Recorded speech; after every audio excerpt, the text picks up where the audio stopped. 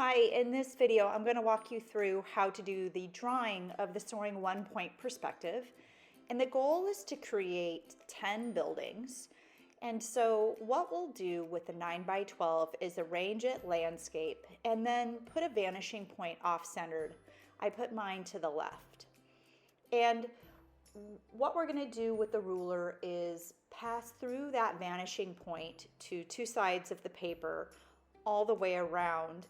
And the goal is to create 10 buildings, and there needs to be at least 3 corner buildings. So when your line goes through a corner, then in order to create a building, you also need a line on the right and a line on the left of that corner line.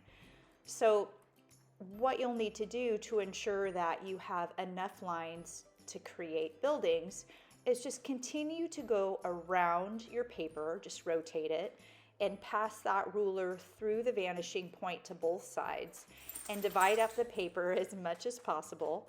And when you get to the corner, just make sure that that ruler goes right to the corner or as close to it as possible, so that you get corner buildings like this.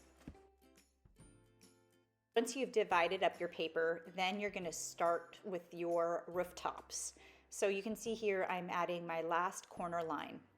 So what we're going to do is, as we add the rooftops, we're going to number our buildings so we can keep track of how many buildings we have.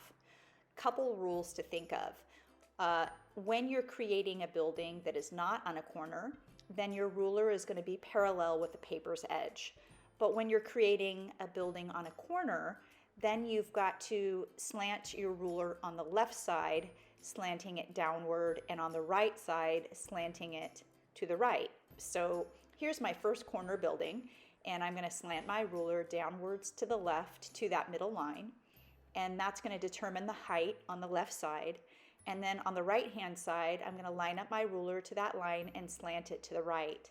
And when I do that, I get a 3-dimensional building, and the rooftop corner is lining up to the vanishing point. That's my first building, and I'm lightly going to number it 1. When I choose my next building that's not on a corner, then my ruler is going to stay parallel with the bottom paper edge, and I'm going to determine the height of that building. And I want to have my buildings to be a variety of different heights. So that's one thing I want to think about as I'm creating the rooftops, is variety. And I also want there to be an open space in the sky, because the sky is what's going to be painted.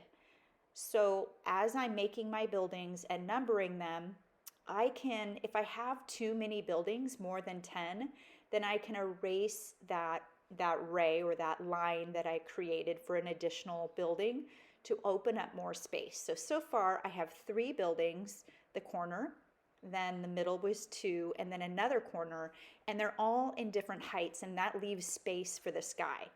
So go ahead and create the rooftops for your buildings and number them as you go. If you have more than 10 buildings, erase. And remember to try and think about variety when you're creating the heights of the buildings.